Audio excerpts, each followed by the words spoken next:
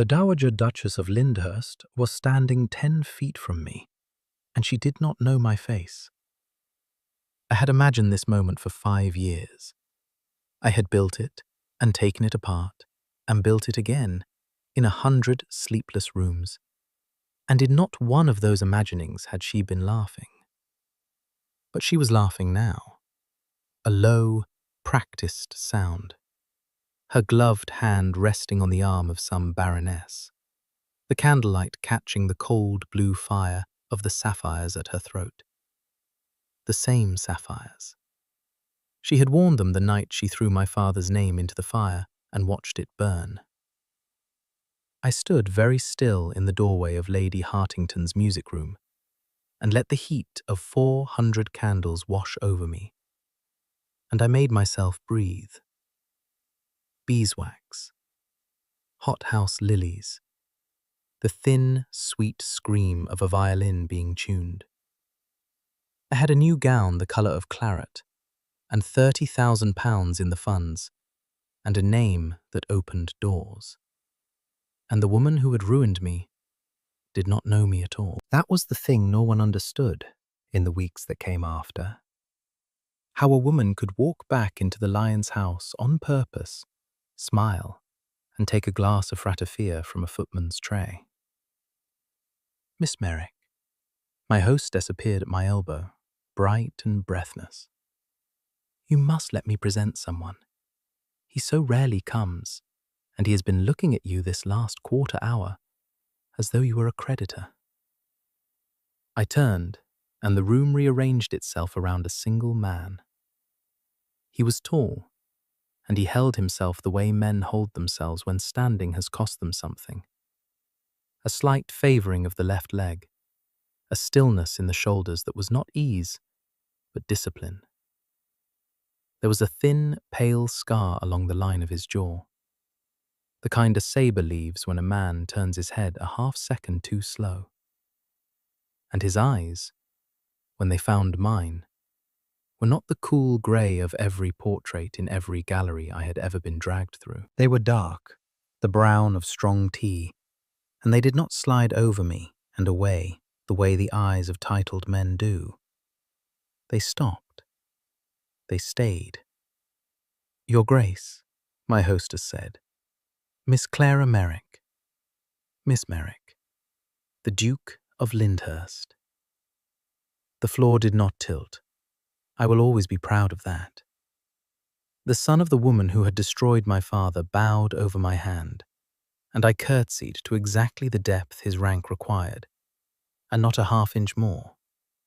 And somewhere across the room, his mother went on laughing. You are not enjoying the music, he said. It was not a question. I have not heard any yet. No. Something moved at the corner of his mouth that was not quite a smile. Neither have I. I find I have been waiting for it to be worth the silence. I should have walked away then. I knew the shape of the danger. I had walked into it with my eyes open. But he was looking at me as though I were the only solid thing in a room full of smoke. And I, God help me, I wanted for one foolish moment to be looked at like that by someone who did not know what I was. And is it? I asked. Worth it? I haven't decided, said the Duke of Lyndhurst. Ask me again when the violins stop. I did not ask him again that night, but I did not leave the room either. And that, I would understand far too late, was the night the whole disaster began. He called in Brook Street 4 days later, and then again, and the calling became a habit, and the habit became the talk of 3 drawing rooms. I had thought, when I let the great aunt's fortune buy me back into the world, that I understood the rules of it. A woman of obscure birth and £30,000 is permitted to be admired at a distance and married for her money up close, and is not permitted, ever, to be interesting.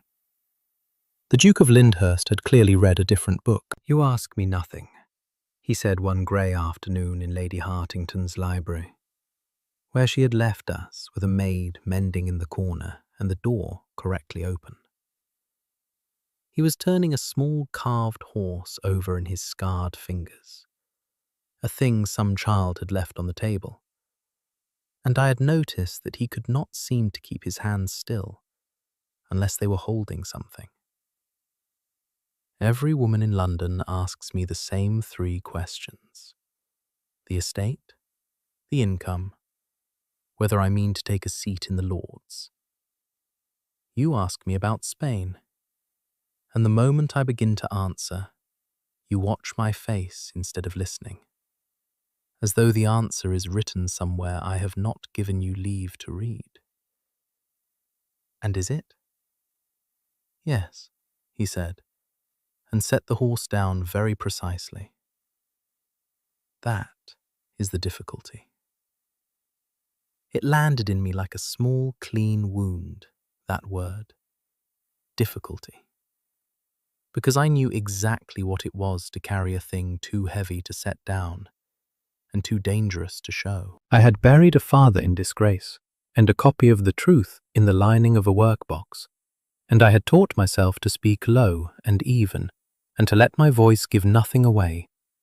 And here was a man who had looked at me for 1/4 of an hour and seen the door I kept locked. My father used to say, I told him before I could weigh the cost of it, that the bravest thing most people ever do is keep their voice steady. He thought it was a kind of courage no one ever gives a medal for. The Duke went still. It was a particular stillness I would come to know, the stillness of a man who has been struck somewhere old and unhealed. He sounds a wiser man than most I served with, he said quietly. Is he living? No, I said. He died when I was 18. I'm sorry. Don't be. And then, because the words were true and I had never once said them aloud, he died of being disbelieved. There is no medal for that either. He was quiet a moment, and then he gave me something back, which men of his rank are not taught to do. My own father died insisting the estate was sound when it was failing, he said, because a duke does not admit to fear, and he had taught me the same. And I very nearly died in Spain learning to unlearn it. A man under fire who cannot show fear gets the men beside him killed. He turned the carved horse once more in his fingers. I found my voice on a hillside in the rain, with a boy of 19 bleeding in my arms, asking me whether he would live. I told him the truth, that I did not know, but that I would not leave him. He believed me. He died believing me. He set the horse down with great care. That was the first honest thing I ever said aloud, and it cost me nothing. And I have wondered ever since why I spent 30 years so afraid of it. I did not trust myself to answer him at all. He looked at me for a long moment, and the maid's needle whispered in the corner, and outside a carriage went by. And I understood that I had said far too much, and that he had heard all of it, and more besides. Neither of us could pretend, after that afternoon, that we had not seen each other. That was the trouble. That was the whole of the trouble. It was June, and the season was turning rich and overripe, when the proximity became a thing I could no longer manage. It happened on Lady Sefton's terrace, of all the foolish public places. We had stepped out for air, chaperoned, correct, 3 feet of warm night between us, and a Roman candle went up over the river, and the whole sky bloomed gold. And when I turned to him, he was already turned to me, and the 3 feet were gone, and his scarred hand came up as though to touch my face, and stopped, a breath away. Clara, he said. Only my name. But he had never used it before, and a man does not use a woman's Christian name like that, low and ruined, unless something in him has already surrendered. I felt the whole of the rule I was breaking. A woman seen like this is a woman undone, and I wanted it. Wanted to close that last breath of distance and let the fireworks take the blame. And that wanting frightened me more than ruin, because I had come into his world carrying a secret that would end us, and I had let myself forget it for the length of a kiss that did not happen. For one heartbeat, I let the distance close in my mind. The warmth coming off him, the faint cedar and gunpowder smell of the night, the rough edge of the scar I would feel under my fingers if I only lifted my hand. And I understood that I had stopped, somewhere in the last fortnight, pretending this was a campaign. A campaign has an object and an end. This had neither. This was a man's unsteady breath against my temple, and my own pulse answering it like a struck bell. And no part of it served the dead. "This is not what I came here for," I whispered, and I did not know, even as I said it, whether I meant the terrace or the whole of his world. "No," he said, "I don't believe it is. Stay anyway." "Your Grace," said a voice from the terrace doors, cold and clear and unhurried. "The night air is bad for Miss Merrick's complexion, and for her reputation." We sprang apart. The Dowager Duchess of Lyndhurst stood framed in the light, and her eyes moved over me the way a customs officer's move over a trunk he suspects of false bottoms. "Mother," the Duke said. "Nathaniel." She did not look at him. She looked at me. "Miss Merrick, my son's carriage will take you home. Mine, I think, will take you a little out of your way first. There is something I should like to say to you, and I prefer to say difficult things in private." I knew that voice. I had heard it pronounce my father a liar in front of his own half, and I made myself smile, and I made my own voice come out soft and low, and entirely without the catch that lived in it when I was moved, and I said, "Of course, Your Grace. I should be honoured." The interior of the Dowager's carriage smelled of orris root and old money. She let the silence sit until the wheels had carried us into the dark of the park, and then she folded her hands and began. "You are not a fool, so I will not treat you as one. My son is 30 years old and has refused every suitable woman in England, and now he has chosen to lose his head over a physician's daughter with a great-aunt's money and no people anyone has heard of. It is the sort of thing men do once. It is not the sort of thing they are permitted to do twice." She drew a folded paper from her reticule and laid it on the seat between us. "There is a draft on my own bank. The figure is generous. You will accept it. You will develop a sudden and pressing attachment to a relation in the north, and you will write to my son that you find you do not love him after all. He will be wounded. He will recover. Men always recover. Women of your sort always do." The paper sat between us in the dark, and I felt the 5 buried years rise up my throat like floodwater, because I had sat in a room with this woman exactly once before, and she had offered me nothing then but the door. I was 18, and my father had been 3 months dead, and I had spent the last of our coins on a copy of The Truth, written out in my own hand because I was not such a fool as to bring the only one. I had stood on the marble of Lyndhurst House with the copy held out in my 2 hands, and I had asked her, not for the £5,000 her husband had promised in his own writing, sealed with his own seal the day before he died. Not for the money.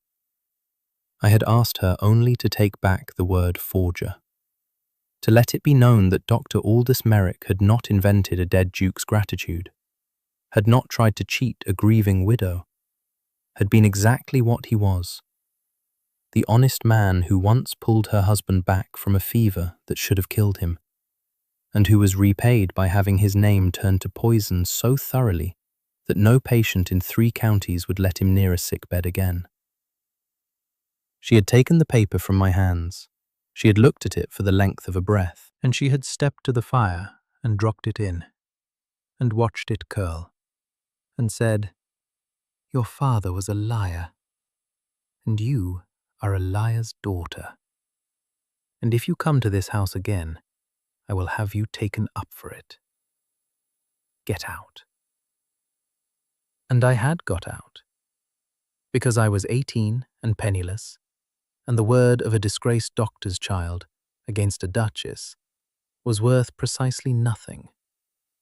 And I had carried that nothing for 5 years, like a stone sewn into my hem. Now she was holding out a bank draft, and she still did not know my face. "Your Grace," I said, and I let my voice stay low and even, and it cost me everything I had. "Keep your draft. I do not want your money. I have never, in my life, wanted your money." Her eyes narrowed a fraction.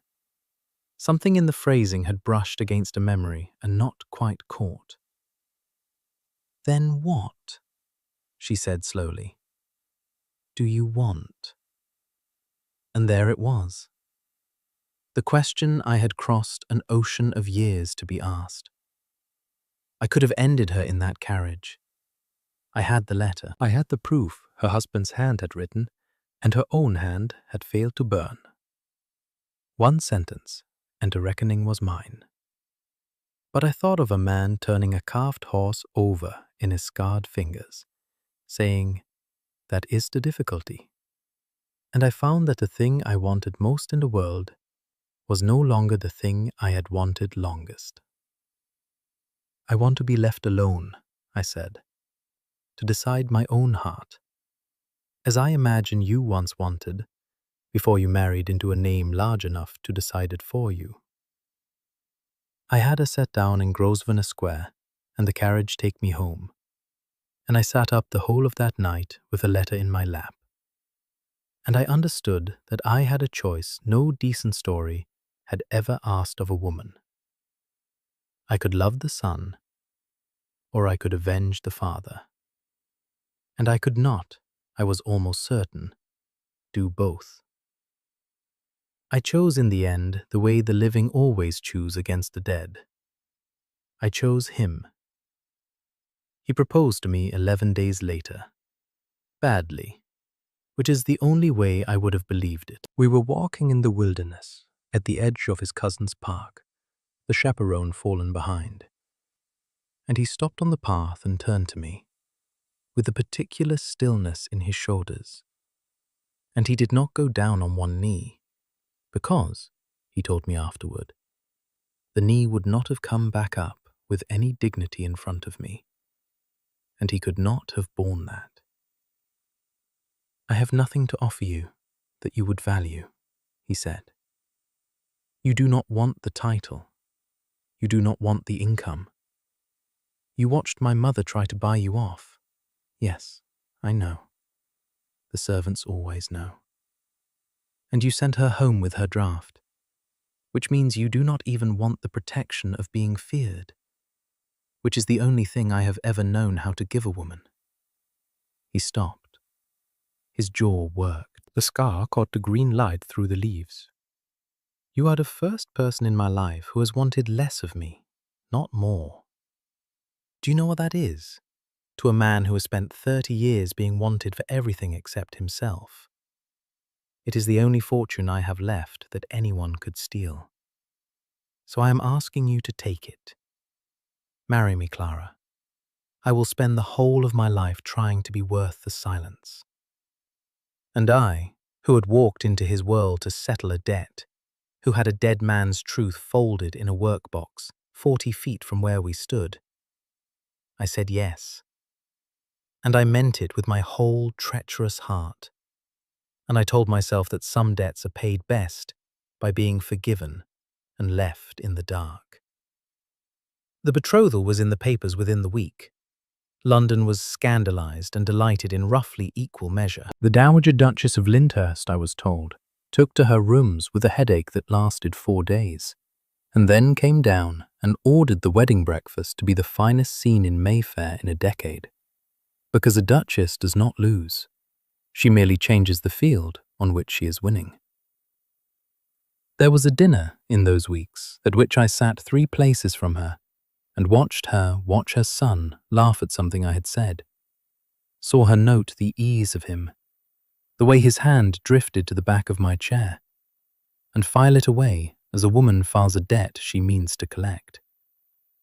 She was unfailingly gracious to me in company. She called me my dear and admired my aunt's pearls, and asked after my health. And only once, as the ladies withdrew, did she pause beside me and say, low enough that no one else could hear, "You are cleverer than I first took you for.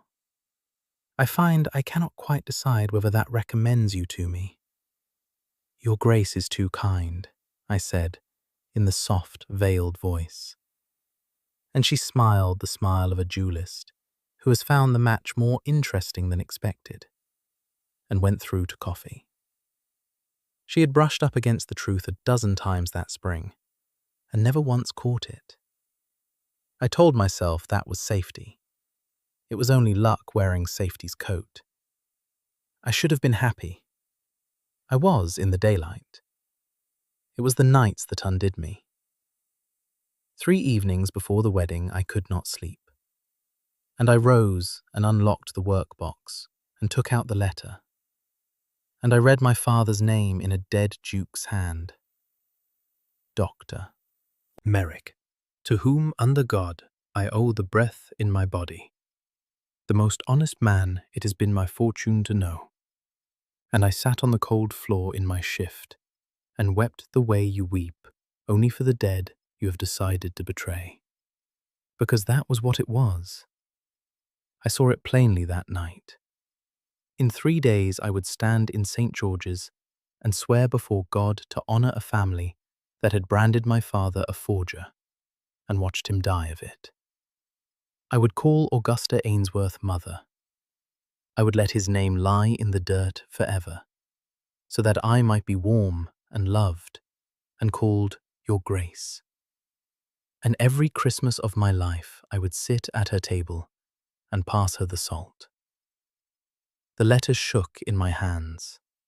Once, only once, I let myself imagine carrying it to Nathaniel, laying it before him, saying, "This is what your mother is." But I knew what that did. It made him choose between his bride and his blood, 3 days before his wedding. It turned my love into a weapon, and my father into its excuse. It asked a good man to hate his own mother on the word of a woman he had known 3 months. I could not do it. I loved him too well to do it. So I folded the letter away, and I dried my face, and I made the only peace I could. I would marry him, and I would never speak of it, and I would let my father stay buried. I almost kept that promise. I want that understood. Whatever they say of me now, I did not go to the altar meaning to burn anything down. The morning of the wedding was the clear gold of full June. Street, George's, Hanover Square, was packed to the galleries with the curious and the titled, and I came up the aisle on the arm of my late aunt's solicitor, who was the nearest thing to family I had left, and at the chancel the Duke of Lyndhurst turned to watch me come, and the look on his face emptied the church of everyone in it but the 2 of us. The dowager sat in the front pew, in grey silk and the cold blue sapphires, upright as a sword, and she watched me approach with the polite distaste of a woman who has resigned herself to a thing she cannot prevent. She did not know me even then. 5 years, and a fortune, and a wall of candlelight stood between the girl she had thrown out and the woman walking up her son's aisle.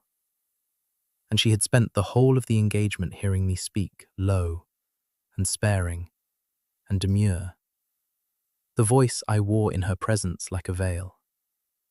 But you cannot wear a veil over a vow. The rector's voice rolled out the old words, and I gave my responses, and they came clear and true and unguarded, because I was looking at Nathaniel and not at her, and for the first time in 5 years I let my voice be entirely my own, full and warm, with the catch in it that lived there when my whole heart was in my mouth.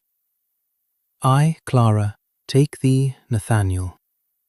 And across the aisle, the Dowager Duchess of Lyndhurst went the colour of ash. I saw it happen. I saw the exact instant the sound of me reached down through 5 years and closed a hand around her throat. Her gloved fingers gripped the pew rail. Her lips parted. She had heard that voice only once in her life, raised in a marble hall, begging her to take back a single word, and she had never forgotten it. And now it was saying "I do" to her son. The rector asked for the ring. "Stop," said the Dowager Duchess. She was on her feet. 400 faces turned. The word cracked across the church like a dropped plate. And into the ringing silence she said, in a voice gone high and strange, "This woman is not who she pretends. She is a fraud. She is the daughter of a forger and a cheat. I have known it from the first. Aldous Merrick, who tried to extort a grieving widow with an invented promise. She has wormed her way into my son's bed on a lie, and I will not stand here and watch it consecrated." The church erupted, and I felt the old 18-year-old terror rise up in me, felt the room tilting toward her, toward rank and certainty, and the comfortable assumption that a duchess does not lie, and a physician's daughter does. And I saw it land on Nathaniel's face, the doubt, the staggered backward step. Because he did not know. He had never known. And his mother had just named me a deceiver before God and London. It nearly worked. I want that understood too. For the length of 3 heartbeats, it very nearly worked. Then I let go of the 18-year-old. I had carried her long enough. "My father," I said, and I did not raise my voice. But a church is built to carry the truth, and it carried mine into every gallery. Was Dr. Aldous Merrick. He attended the late Duke of Lyndhurst through the long illness that killed him.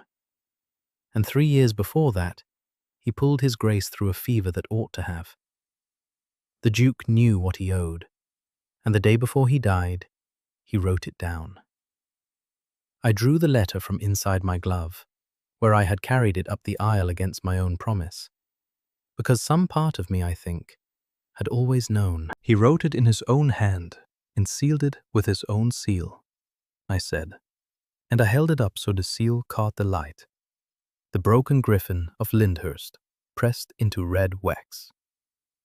He directed that £5,000 be settled upon the doctor's daughter, and he called my father the most honest man it had been his fortune to know. I brought a copy of this letter to this woman 5 years ago, in her own hall, and asked her only to clear my father's name. She put it in the fire. She called him a liar, and called me a liar's daughter, and had me put out of the house. And then she let it be known across 3 counties that my father had forged a dead man's gratitude, until no sick man would have him, and his practice failed, and he died of being disbelieved. My voice did not shake. I had promised my father on a cold floor that it would not. What she could not know is that I am not a fool. I never brought the original. I have kept it 5 years. Read it yourself, Your Grace. I turned to Nathaniel. You know your father's hand. He took it. His scarred fingers were not steady. He read it once, fast, and then again, slowly. And I watched the color leave him. And I watched him look up. Not at me, but at his mother, who had sat back down without seeming to know she had, who was staring at the broken wax seal of the husband whose gratitude she had burned, and whose face had stopped pretending anything at all. "It is my father's hand," the Duke of Lyndhurst said. He said it quietly, but St. George's carried that too. It is his seal. I have read 100 of his letters. This is his. He turned to his mother. Is it true? She did not answer. She did not have to. Her silence sat in that church louder than any confession, and 400 people watched a Dowager Duchess fail, for the first time in her life, to find a lie large enough to stand on. Nathaniel came to me then. He took both my hands, the letter folded between them, and his face was wrecked and open, and he began, "Clara, God, I did not know. I swear to you, I never. I am so sorry. I am so—" Stop. I closed my hands hard over his. You did not do this.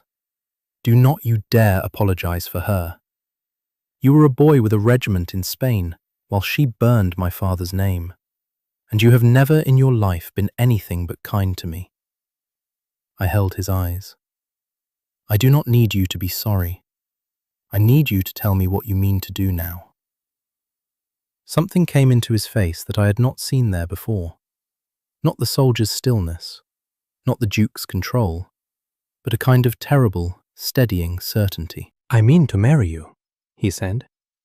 "Today, now, in front of all of them, and her." He lifted my hand and pressed his mouth to my knuckles over the letter, and then he turned to the rector and said, in the voice that had commanded men under fire, "You will continue. My wife and I are waiting." And the old man, trembling, asked again for the ring. We were married while the Dowager Duchess of Lyndhurst sat alone in the front pew, and the whole of London watched her sit there. When the rector pronounced us, Nathaniel kissed me in the sight of God and 400 witnesses, and it was not gentle, and it was not careful, and it tasted of salt because both of us were weeping, and it was the only thing in 5 years that had ever felt like a wall coming down instead of going up. "Worth the silence?" I whispered against his mouth. "Worth all of it," he said. "Ask me again in 50 years. We did not go back to Lyndhurst House that night. We went, instead, to a small leased house in Half Moon Street that had been meant for some other purpose entirely. And Nathaniel sent for cold chicken and a bottle of his father's claret. And we ate it on the floor of an unfurnished drawing room, like two people who had survived a shipwreck, and were surprised to find themselves dry. By the following spring, I was the Duchess of Lyndhurst in earnest, and the great house had learned my step, and the servants called me Your Grace, without the small hesitation they had used at first. And I had a sunny morning room that looked east over the square, where the light came in gold across the breakfast things. Nathaniel could not keep his hands still unless they were holding something, so I had taken to handing him things across the table. The marmalade, a letter, my own hand. And he had stopped favouring the left leg quite so badly, the surgeon said, now that he slept. The Dowager removed to the Dower House at Lyndhurst within the month, and then, when the county proved unkind, to a villa near Nice, where she lived on her jointure among people who did not read the English papers, and were not told what their elegant neighbour had done at a wedding in Hanover Square. She was not spoken of in our house. Once a year, I wrote to inform her of her son's health, in a low and even hand that gave nothing away, and she never replied. And I found I did not mind. The £5,000 her husband had promised was paid at last. Not to me, for I had no need of it, but into the founding of a small infirmary near my father's old parish, where physicians of no fortune and great conscience might treat the poor for nothing. Over a door cut with his name, Aldous Merrick, who was believed. The letter itself I had framed and hung in the morning room, not as a wound, but as a window, where the gold light could reach it. Nathaniel found me in front of it one morning, that following spring, with our daughter not yet a month from being born, heavy beneath my heart. "You still read it?" he said, not unkindly. "Every now and again." I leaned back against him. Not for the grief anymore, for the proof that a steady voice is a kind of courage after all. He told me that once. He thought no one ever gives a medal for it. My husband put his scarred hand over mine, where it rested on the child we had made, and he was quiet for a while. The way he was quiet when something old in him had been struck and, this time, was healing. "He was wrong about that," said the Duke of Lyndhurst. "You gave him one. The whole of London watched you pin it on." She had heard my voice only once and never forgotten it. I have spent every year since making certain she remembered exactly what it said.